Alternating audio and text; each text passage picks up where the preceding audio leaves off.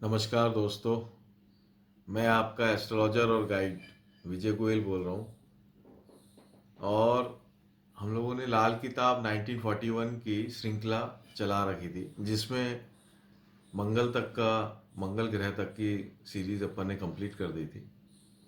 और फिर बीच में थोड़ा सा ब्रेक हो गया, लेकिन आज गणेश चतुर्थी है और गणेश चतुर्थी के मौके पे मैंने सोचा कि वापस से इसको सीरीज़ को चलाएं, क्योंकि बहुत ज़्यादा डिमांड थी, बहुत लोगों की रिक्वेस्ट आई थी मेरे पास कि आप इस सीरीज़ को पूरी कंप्लीट करें।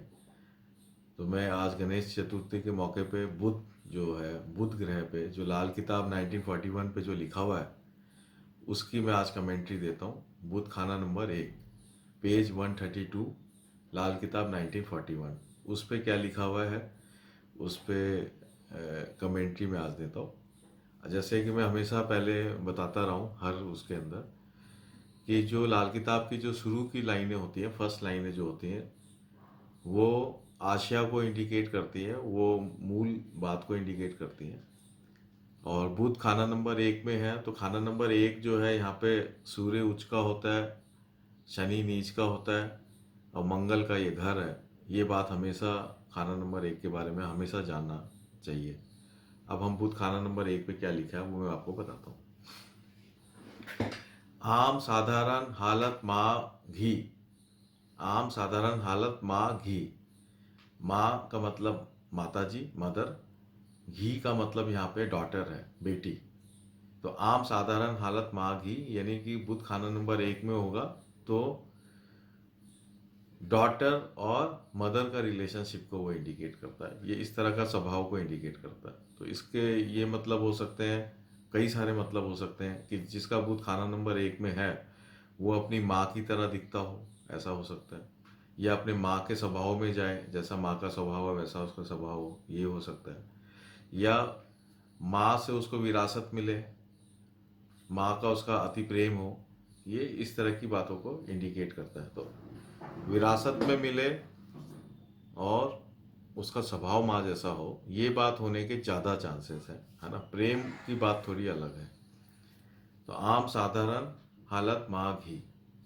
आगे लिखा है जुबान सिर का ढांचा। जुबान का मतलब हो गया कम्युनिकेशन। तो बुध जिसका खाना नंबर 1 में होगा वो कम्युनिकेशन का, जुबान का, बोलने का कारक होगा, जीभ का कारक होगा। ये तो बहुत कॉमन बात है, इसमें कोई बड़ी बात नहीं है। और सिर का ढांचा, जो सिर है, सिर का जो ढांचा है, ये भी बुध खाना नंबर 1 का इंडिकेशन है। तो कई बार क्या होता है कि हम कई बार माथा देख के, सर देख के भी हम बता देते हैं कि जातक का कैसा स्वभाव होगा, क्या नहीं होगा। तो ये जो ढांचा है, जो ढांचे का कारक जो है वो बुध है। फिर लिखा आगे आकाश का चक्कर। आकाश का चक्कर ये बड़ा कंफ्यूजिंग वर्ड है, लेकिन इसका बहुत सिंपल सा जो इसका मतलब है, आकाश का चक्कर का मतलब ये है कि कोई भी चीज़ जो गोल गोल घूम रही है, या कोई भी चीज़ जो गोल है, रिंग है, बॉल है, स्पेरिकल है, 3D में स्पेरिकल हो जाएगा, बॉल हो जाएगी, या 2D के अंदर रिंग हो जाएगा। तो ये सब जो है बुध का खाना नंबर 1 की आशा है।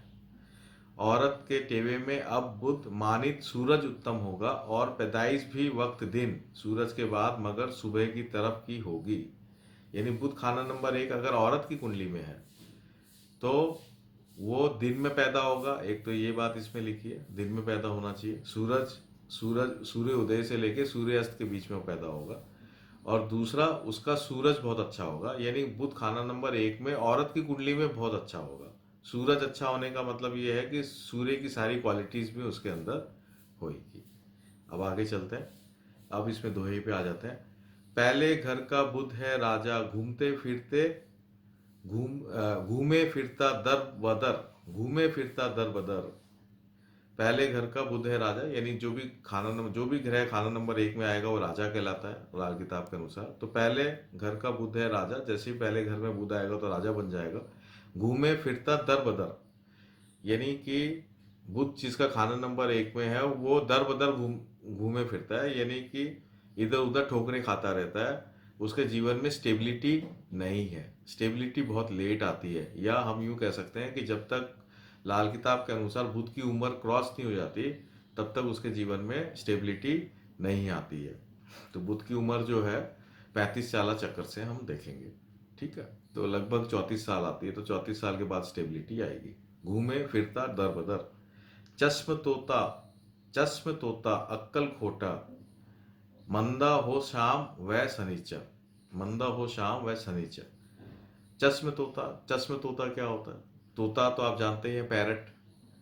तो पैरट जो है, तोता जो है, उसमें एक खूबी होती है कि वो किसी की भी कम्युनिकेशन को कॉपी कर लेता है। कोई भी बात जो हम उसको सिखाएंगे तो वो सीख लेता है और वैसे ही रिपीट बोलने लग जाता है। तो चश्म तोता, तो जो इसका इसकी बुध खाना नंबर 1 वाला जो होता है, कॉपी करने में एक्सपर्ट होता है। तो जितने भी इंफॉर्मेशन होती है चारों तरफ, उसको वो फटाक से ग्रैप्स कर लेता है और वैसे की वैसे वो बोल सकता है, वैसे की वैसे उड़ेल देता है, यूं हम कहना चाहिए।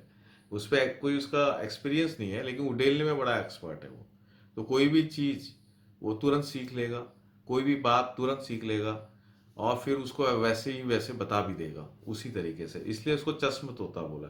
अक्कल खोटा, अक्कल खोटा का मतलब यही ये दोनों एक साथ लिखा हुआ है, चश्म तोता अक्कल खोटा, यानी कि कॉपी करने में एक्सपर्ट है, याद करने में एक्सपर्ट है, बात को समझाने में एक्सपर्ट है, लेकिन वो अपनी अक्ल नहीं लगाता। वो कॉपी ही करता है, मिमिक्री ही करता है, दूसरे की नकल करके बात को आगे बढ़ा देता है। अपनी अक्ल नहीं लगाता। खुद की अक्ल नहीं लगाने का मतलब ये है कि वो खुद एक्सपेरिमेंट नहीं करता, उस पर खुद चलता नहीं है, उसका खुद एक्सपीरियंस नहीं लेता है। इसका मतलब ये है। तो अक्ल खोटा।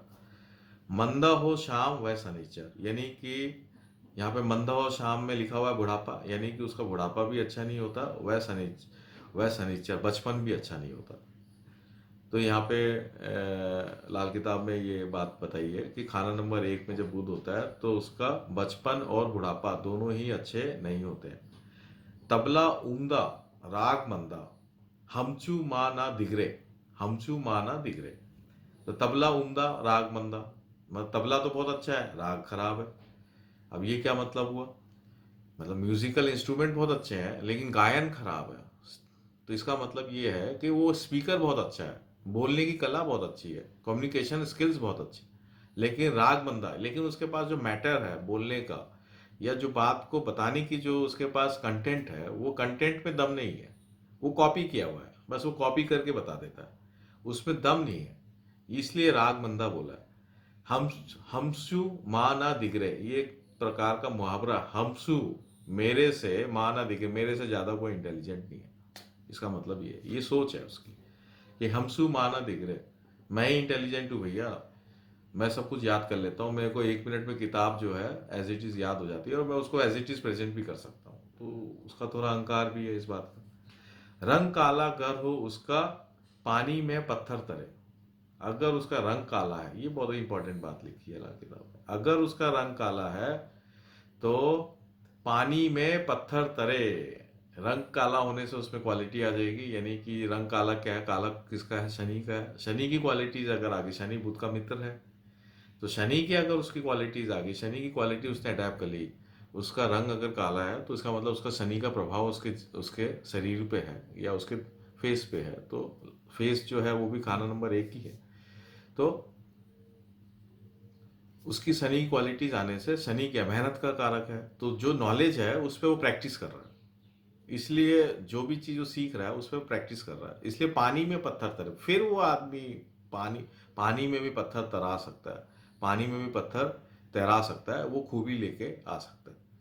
तो पानी में पत्थर तरे, मेरे हिसाब से तो यहाँ पॉजिटिवली ही बताया गया। और कई बार ऐसा भी नहीं हो कि नेगेटिवली भी हो जाए कि साहब ये आप लोग चेक करके देखें कि नेगेटिवली भी ये बात हो सकती है कि पानी में तब पत्थर तरे का मतलब कहीं ऐसा तो नहीं है कि कहीं फेंकने की बात करता हो, ऐसा भी हो सकता है। लेकिन ऐसा मुझे लगता नहीं है। यहाँ पे पानी में पत्थर तरे का मतलब ये है कि वो आदमी जो है स्किलफुल हो जाता है, उसके पास कुछ कला आ जाती है जिससे जिससे उसकी वैल्यू बढ़ जाती है। बहैसियत तख्त ए शाही बुध में पाप की मंदी हालत का साथ होगा, यानी जब भी बुध खाना नंबर 1 में आएगा तो पाप, यानी राहु और केतु, राहु केतु को लाल किताब में पाप बोला गया है और इसमें लिखा भी है राहु ससुराल केतु औलाद, यानी कि ससुराल और औलाद का सुख उसको कब मिलेगा, वहां से उसको कोई ना कोई प्रॉब्लम आती रहेगी। जब भी बुध खाना नंबर 1 में होगा तो ससुराल और औलाद के दुख को लेके वो हमेशा दिक्कत में रहेगा। और शनिचर भी अब बुध के इशारे पर काम करता होगा। यानी कि जो शनि ग्रह है वो बुध के इशारे पे काम करेगा जब भी खाना नंबर 1 में बुध आएगा। देखिए, खाना नंबर 1 में जब बुध आएगा तो शनि वहां पे नीच का है, तो नीच का शनि है और उसके इशारे पे बुध काम कर रहा है। सूर्य उच्च का होता है, उसके इशारे पे काम नहीं कर रहा है। शनि नीच का होता है खाना नंबर 1 में, बुध उसके इशारे पे काम कर रहा है। तो ये बात यहाँ लाल किताब की नोट करने वाली बात है, ये बहुत इंपॉर्टेंट बात है। राग जो होता है ना, राग इसमें लिखा है ना, राग बंदा, तबला ऊंदा राग बंदा। तो राग जो है वो सूर्य का कारक है। राग का मतलब होता है हारमोनी। कोई भी बात हम जब बता रहे हैं तो वो एक सिस्टेमेटिक हारमोनी, प्रकृति से लिंक, सच्चाई की बात कर रहे हैं, तो वो राग है। ठीक है, राग का मतलब ये, या राग का मतलब ये भी होता है कि हमारा रोना धोना, ये भी बोलते हैं कि हमारे जीवन में जो हम अपनी बात को बताते हैं नेगेटिव सेंस में, वो भी राग होता है। लेकिन नॉर्मली राग का मतलब होता है हारमोनी, राग, नेचुरल जो हारमोनी है या नेचुरल फ्रीक्वेंसीज को राग बोला जाता है, वो सूर्य का कारक होता है वो। तो सूर्य का रिजल्ट ये नहीं ले रहा है, जो कि बुध नॉर्मली सूर्य का रिजल्ट लेता है। बुध अगर सूर्य के साथ होगा, लाल किताब के अनुसार बुध सूर्य का रंग ले लेगा, लेकिन खाना नंबर 1 में बुध शनि का रंग लेता है, ये बात आप हमेशा नोट करें। और शनि यहाँ नीच का होता है, तो इसके लिए क्या लिखा है, और शनिचर भी अब बुध के इशारे पर काम करता होगा, जिसका सबूत क्या है, वो शख्स खाने पीने वाला, शराबी कबाबी और अपने धर्म कर्म से कतरे लापरवाह होगा। यानी कि खाने पीने वाला होगा, शराबी कबाबी होगा और धर्म कर्म से दूर होगा। कितनी लापरवाह होगा उसके प्रति, दूर का मतलब उसके प्रति लापरवाह होगा। दूर का मतलब ये नहीं कि इज्जत नहीं करेगा, इज्जत तो करेगा धर्म कर्म के प्रति, लेकिन लापरवाह होगा, यानी कि उसके प्रति कोई काम नहीं करेगा, यूं आप कह सकते हैं। तो ये नीच शनि की निशानी है। लाल किताब में नीच शनि की यही निशानी है कि ऐसा व्यक्ति जो होता है, ये शनि की सारी बातें हैं, खाने पीने वाला, शराबी कबाबी। अब बार बार लाल किताब ने इस बातों को इंडिकेट किया, शनि के साथ इसको बहुत बार, कोई मतलब मेरे हिसाब से कई सारे पन्नों में इस बातों को, शनि की इस बातों को जोड़ा गया है। तो ये पूरा पेज था, पेज 132 1941 लाल किताब, जिसकी मैंने यहाँ व्याख्या कर दी है। और आज गणेश चतुर्थी के दिन में वापस मैंने इस श्रृंखला को चालू किया है और उम्मीद करता हूँ कि आगे भी ये आता रहेगा। ईश्वर ऐसी प्रेरणा देता रहे और आगे आता रहे, तो ये भी मैं भी उम्मीद करता हूँ। और फास्ट में जल्दी से जल्दी इसको ख़त्म करने के चक्कर में ज़्यादा एक्सप्लेनेशन नहीं देते हुए मैं इसको यहीं पर ही विराम देता हूँ। और जब हम लाल किताब 1952 की सीरीज़ चालू करेंगे इसको कंप्लीट करने के बाद, तो मैं बहुत लंबे एक्सप्लेनेशंस दूंगा। अभी तो मैं इसको यहीं विराम देता हूँ। ये जो लाल किताब 1941 पे जो मैं कमेंट्री दे रहा हूँ, उम्मीद है कि आप सबको ये बहुत ही पसंद आ रहे होंगे। ये एक ओरिजिनल ऑथेंटिक कमेंट्रीज हैं और जो भी लाल किताब सीखना चाहता है उनके लिए बेसिक्स हैं, उनको ये समझ में आएगा कि कैसे ओरिजिनल लाल किताब को हम इंटरप्रिटेट कर सकें। तो आप इस चैनल को, मैं चाहता हूँ कि आप इस चैनल को जो है सब्सक्राइब करें, लाइक करें, उसमें जो बेल का आइकन होता है उसको आप प्रेस करें, कमेंट दें। आप कमेंट बहुत ज़रूरी है, कमेंट देने से एक टू वे हमें कम्युनिकेशन का पता चलता है कि आपको ये पसंद आ रहा है नहीं आ रहा है। कोई आपका सुझाव हो, आइडिया हो, वो आप दें ताकि हम उसको इंक्लूड कर सकें और इसको बेटर कर सकें। आपकी कोई क्वेरी हो, कोई शब्द आपको नहीं समझ में आया हो, तो वो आप दें तो मैं उसको आगे नई वीडियोस में एक्सप्लेन कर पाऊँ। इसको और बेहतर करने के लिए आप जो भी आप मेरे को सजेशंस देंगे वो मैं ज़रूर उसको फॉलो करूँगा। ज़्यादा से ज़्यादा जो जिज्ञासु लोग हैं उसमें ये फैले, इसलिए आप लोग इसको शेयर करें, ज़्यादा से ज़्यादा शेयर करें। जो लाल किताब सीखना चाहते हैं या जो ज्योतिष की बेसिक नॉलेज को समझना चाहते हैं, वहाँ पे आप अपने ग्रुप्स में, फेसबुक में, आपके जो भी सोशल हैंडल्स हैं वहाँ पे आप इसको शेयर करें ताकि ज़्यादा से ज़्यादा जिज्ञासु लोगों के पास ये ओरिजिनल जो ऑथेंटिक कमेंट्रीज है वो पहुँच पाए। नमस्कार, जय हिंद।